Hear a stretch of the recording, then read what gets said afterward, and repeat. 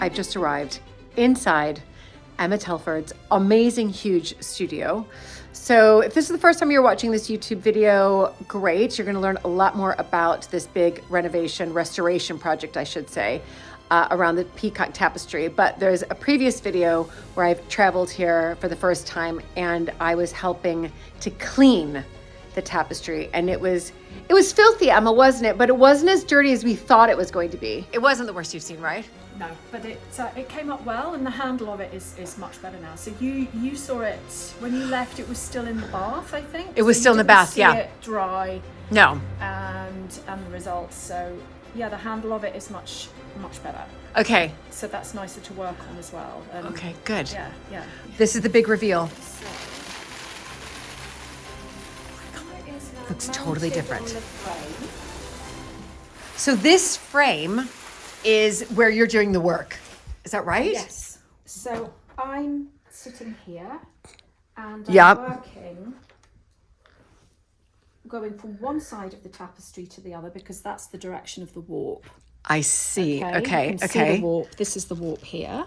These threads that go in this direction on a tapestry. Right. And I'm working up to this red line, if you see it there. Oh, okay. Yeah, let me just zoom in. So what I've done is I've prepared this linen, this Belgian fabric. Lovely. And it's marked off in sections of 20 centimetres. Oh my gosh. So, or 21 centimetres. So there's 21 centimetres of Belgian linen and 20 centimetres of tapestry, because as you stitch, it eats up the support fabric. So this is what it will be supported on. I see. And I remember we talked about that when I was here last, about what it would be supported on. Yeah, okay. I showed you a sample. You did. So that's what that is. Okay. And Oh my I've been working. So the first thing that I did, if you remember, I took off this strip that was on the right hand side because it was covering. It was covering part of the bed. Yes. And they had put this little strip over the top of the chest of the peacock. I remember.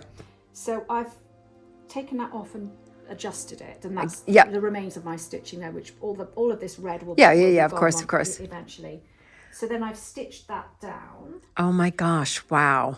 And then so now what I'm doing, I don't know if you remember the look at it, looks so much better. Repair that, I do. Yeah, I've been basically that was cutting that out where you can see how kind of ugly and distorting it is. Yes, you can. This stitch, this long white, these threads here are just to pull the tapestry together where it was gaping, because when you take out the old repair, the thing begins to gape, and you want it to still be a bit taut. It needs to be aligned so that you've not got great gaps in the tapestry as you're stitching it down. So I'm taking out this repair. Oh my gosh. And it's really tough to get out, so I'm having to snip it. That is a big without repair. Cutting the warp. Yep. Then you have to pull out all the little pieces and then start putting in my stitching, which you can see here. Yes. Oh my so I'm goodness. colour matching to the original silk that's still remaining. Yep. And basically it infills the losses. It's not reweaving it. I'm not reweaving it, so you can see that stitching when we're looking at it closely. When you look at it closely, but far away you can't. No. Okay, that's a lot of work, Emma. Wow. That's what I'm doing, and I work from one side to the other, and then as I meet that thread there, that section will be done. And all of these tails I was going to ask about that. Will be pulled through to the other side. So you won't see those. So these tails are the tails of the work that you've done. Yes. I see. Oh my gosh. And I have them out on the front of the tapestry because if I let them dangle behind while I'm still working on it, they get in the way. Okay, so I pull them to the front. And then at the end of the section, I'll pull them to the back and it will look all nice. And then I'll move on and do the next 20 centimetres. How many centimeters wide is it? So that's about 20, there. Then there's 40. So there's really only 3 what we call sections. Okay. This is the first section. Okay. So I'm nearly a third of the way through. Yes, you are. Yes, you are. It's already looking better. So so you've done all these repairs already. Yes, we can have a look underneath.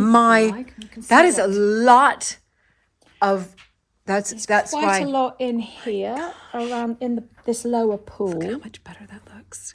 It was all like this, if you remember. Yep. And I do. so this is my stitching. I do. Look at that. here. Look at your stitching there. Yeah, It's it's my amazing. That's stitching. amazing.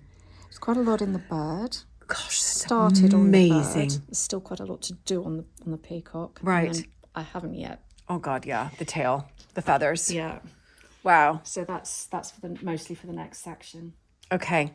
Do you want to have a look underneath? Yeah, definitely. Right. So get underneath. Okay. So you can see, this is the section that's my stitching where I've attached the scrim to the tapestry in that line, and I'm working in this area here. Yeah. Wow. So this is the section yeah. I'm working on. This is what I call a scrim line. So it's attached in 20 centimetre sections with this kind of herringbone stitch.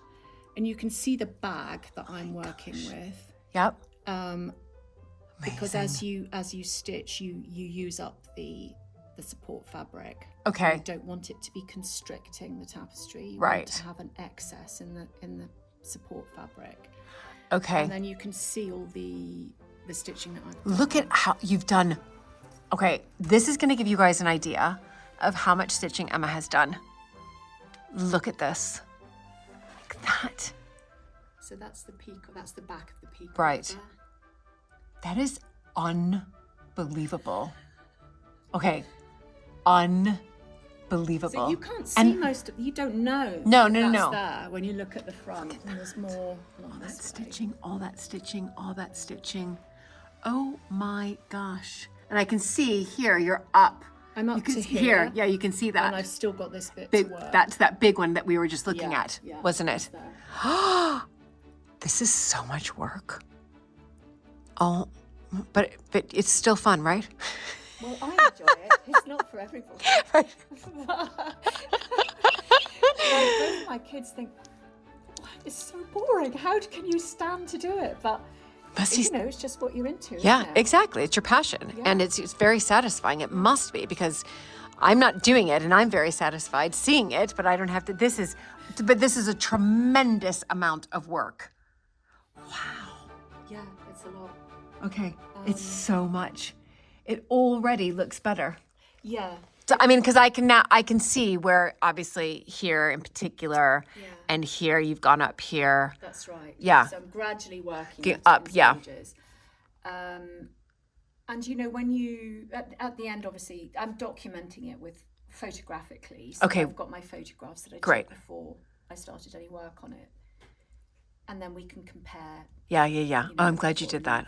Did we saw the paint when we first took it down, and then when you removed the panel, there was more paint, wasn't that right? Or not the panel, but or here, because you can. Well, I can't remember now. So obviously this is just my stitching to secure the edge, but that was turned under like that. Yeah. I think it was always visible. Yeah, here. maybe it was. You're right. But because it's unsightly and it's not coming off. You can't. It's like emulsion paint or something. Yeah. We're going to put that. What's it called again? It starts with a B. No, it starts with a G. It's the galloon. Galloon. That's so, it. We're going to Look at this, everybody. Something like this on it. I think maybe something a bit wider than this, but it will. It will cover, and I think that's super smart. Yeah. And we'll get the right color as well. I think blue. I think blue too. It's quite. It could be brown, but I think blue is good. It kind of highlights it. Side as well. And then where I'm going to hang it in the hall, I have an idea. I'm going to replace Catherine of Braganza, the Queen of England, married to Charles II. She's going to be knocked aside. She's knocked aside, and the tapestry, peacock tapestry, is going to take her place. But this is just really tremendous. Gosh, it's amazing. Just to see, I can see the difference. Probably you can't see so much on camera, but you can see the work that's being done. Look at all the pins, everybody. Pin, all Emma's work, and then you saw underneath. That is Tremendous. So yeah, I was just showing this to the guys earlier, how I have. Oh my gosh.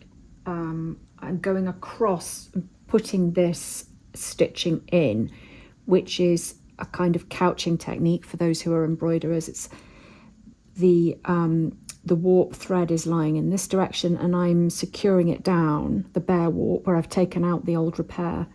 I'm securing it down with my colour match threads to the original. You can see little remnants of the original silk still left. So I've tried to colour match to that. Right. And it's really just about attaching it back down. Wow. And going one stitch at a time, across, back and forth. I'm feeling a bit nervous now because you're filming. One really stitch close. at a time. All right, I'll back off now. Oh yeah. So yeah, trying to keep it nice and neat and doing it fairly close. Yeah. But you know, I'm not trying to pretend that this is original. Right, right. It doesn't look like original tapestry weaving. You can see that very evidently when you look closely. But from a distance, as you see it hanging on the wall, there'll be a suggestion of the colour that used to be there. Right, right. And in this case, it's the kind of the highlights in the water. In this yes, you can nice see that textured water. So that's what. Emma, amazing. I'm so pleased that I was able to get this. Yeah.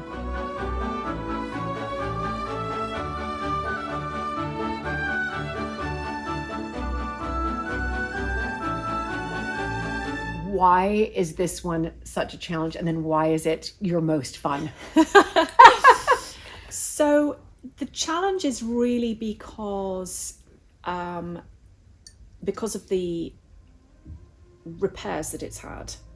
Right. It's obviously been on display for a long time. It's also been chopped about and pieced back together and altered quite a lot. So that represents a challenge. Can I just pause you? Why would somebody do that? Can we just explain to the viewers, like, why would somebody take a perfectly good tapestry and chop it up and it's often done when somebody moves house, for instance, and they have a tapestry that no longer fits, and they sort of think, oh, I'd like a bit of tapestry to go here on this wall. I'll just cut this one in half, or I'll cut the bottom of this one and then attach it to that other one. That sort of thing goes on a lot. Really? Yeah. Oh my gosh. People haven't always valued textiles in the way that they might have an oil painting or something like that. Right. They've sort of seen it as furnishing and you know. Yeah, because you certainly wouldn't cut apart an oil painting to fit on your wall. No, exactly. You'd just find somewhere else to put it, wouldn't you? Or you wouldn't hang it. You just wouldn't. You just wouldn't cut it about. Yeah. Or sometimes, you know, if there's a doorway, you want to hang a tapestry on a wall, but there's a doorway that goes out into a corridor or something, so they'll cut a hole there for the door. That kind of thing. You see it a lot. Okay. So that's been a huge sort of I think hill to climb with this tapestry. It's one aspect of it, and sometimes you sort of think it's really inexplicable why you've done this. Why did you make these decisions? But the other thing that's happened with this tapestry is the obviously through long years of display, the silk has deteriorated because the silk is more vulnerable to light damage. So a lot of the silk has fallen out, but then somebody's come along and done some really nasty repairs. I saw those. Yeah, and you can't really because they're so distorting, not just to the design, but to the physical thing itself. Right. They do need to come out.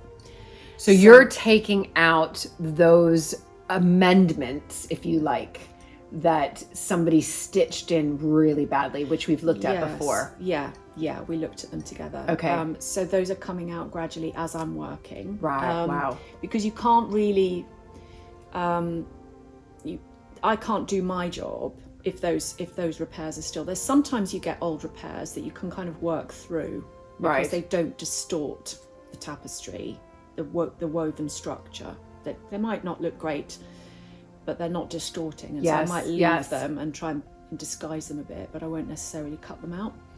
With this one, they really do have to come out. So we'll look at that. How I'm going about that, because it's been really tricky. This is not just a tapestry that is just there to hang on the wall. It has a story, it has a family connection, it has meaning.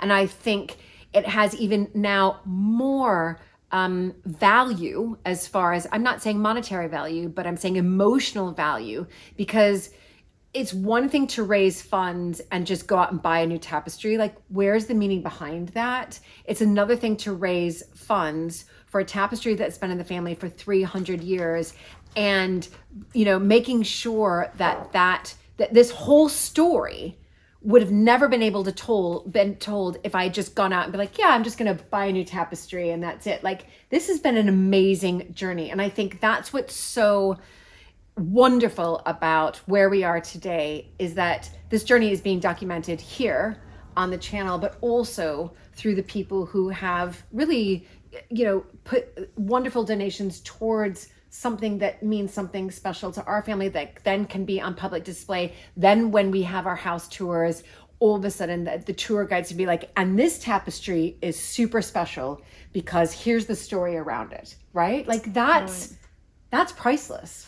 Absolutely. And, you know, we could all go out and buy new things when old things get damaged or worn.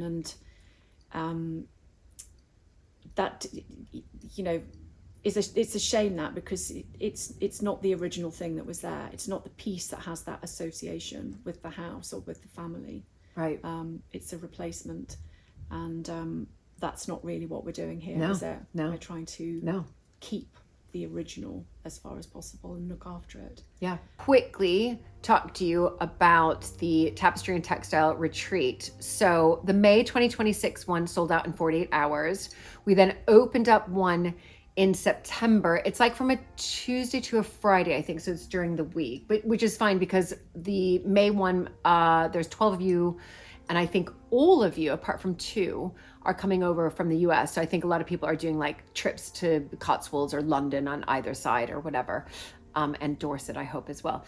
Well, obviously you're coming for the Tapestry Textiles, but around Dorset. So we've opened up another September date, and we are more than half sold out. So there's 12 spots, it's limited, and we have sold 8 spots. So there are 4 spots left for September 2026. We've got one of the head tutors at Royal School of Needlework coming to do a whole embroidery workshop with you. We've got Emma coming as well. And yes, the tapestry at that time would have been revealed, because it's going to be revealed in the May one, but it's the same amazing sort of mini grand historic tour where you get to meet Emma. She's going to give a little talk about how she restored the peacock tapestry. And then of course you're embroidering the amazing design that Deborah's done. So check it out, details down below. And I've seen that, and it's really sweet. Isn't it? It's lovely. Yeah. She's good. Yeah.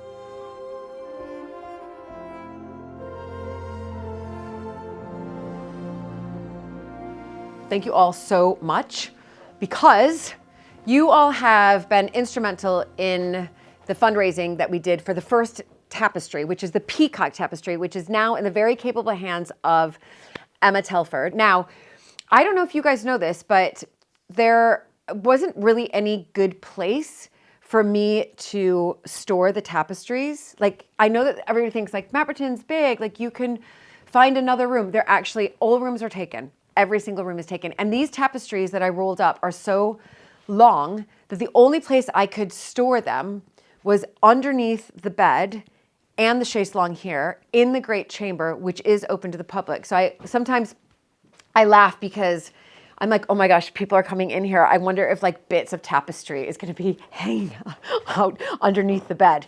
So what I want to look at today is get like underneath here and start to pull out the tapestries, because I need to relabel them all. Look at this. And you're like, oh, that's not bad. Why wouldn't this fit underneath or in a chest somewhere? No, everybody. This is like icing on the cake. The real sponge, not even that one, like surely I could easily have put that somewhere. Okay. And then I've got that. And you're probably thinking, oh, this one's fine. No, this one's not fine. And then, no, okay. Then there's this one.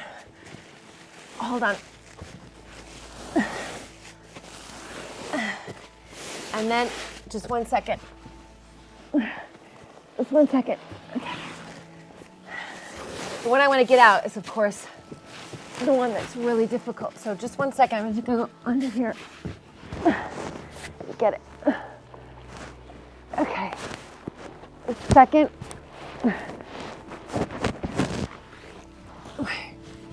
Okay. This is the one that's now stuck because it's so long. Okay. So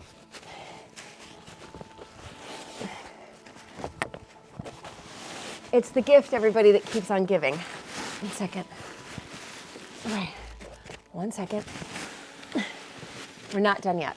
If you think we are, we're not. One more. These are, okay. And I'm just gonna have to go. Yeah, okay. So the one under here is much bigger than this one. So hold on. Okay.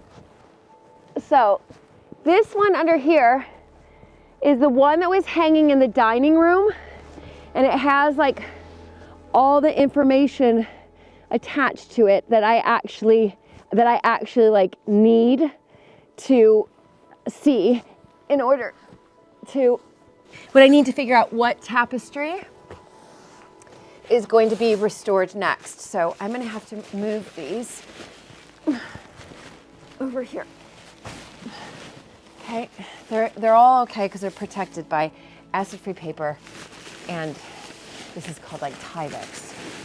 Yeah, so by the way, if you're wondering how I learned how to do this, that would be through YouTube. Oh my gosh, what's happened? Okay, looks like my paper has fallen out. Let's just see where that paper is. There it is, there it is. So what I've done is put these tapestries all under here, but they need to go to like a better place.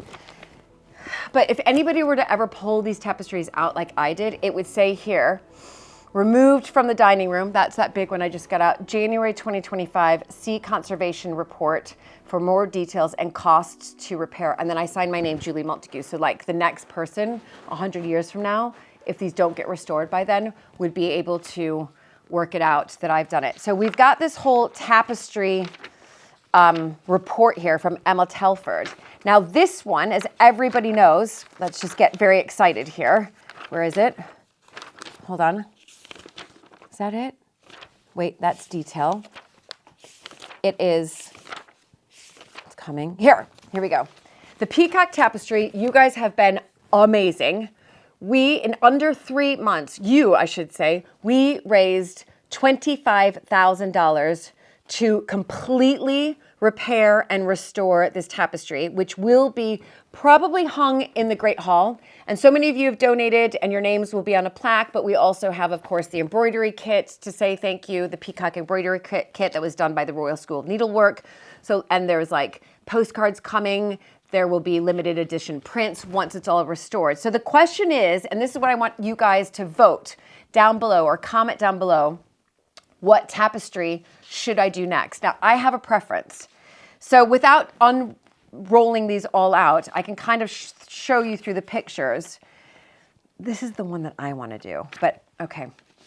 So we have basically the dining room tapestry, and that's the largest one there. Then we've got the West Room tapestry, called West Room Tapestry number 1. Then we've got West Room Tapestry 2A and 2B, because actually the one that went around the bend was cut into half. And then we have this tapestry, and this is the one that I'd like to do next, but it's up to you guys because there's a big cost to it. So it's the Apollo and Daphne tapestry. This one was never hanging anywhere in the house. In fact, we found this in like a drawer. Anyway, the list goes on and on. So proposals and cost estimate. Okay, wow. This is a big one. This is bigger than the peacock one. This one, as she says, its recommendations for this tapestry are less straightforward, but the costs for this treatment is 35,000 pounds. Now, I know what people are thinking because they thought this the last time. Well, you could just easily go out and buy a tapestry, several tapestries for that amount. But as we're here at Mapperton, I'm not, I don't want to be that person that comes into a historic house that is like, oh, forget it. Do you know what? We can just buy something instead to replace it, because then it doesn't have that historical value, which you really can't put a price on that. And it doesn't have the family, the connection, like, at all. You've lost the family connection. I mean, because these date back to the 4th Earl of Sandwich, most likely. And we have records of them in some of the inventory books.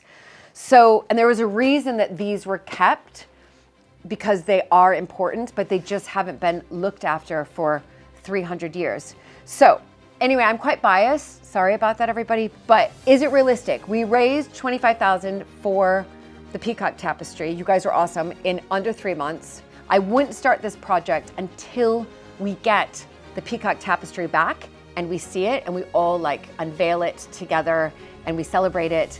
And then if everybody's on board, I'd like to do this one next.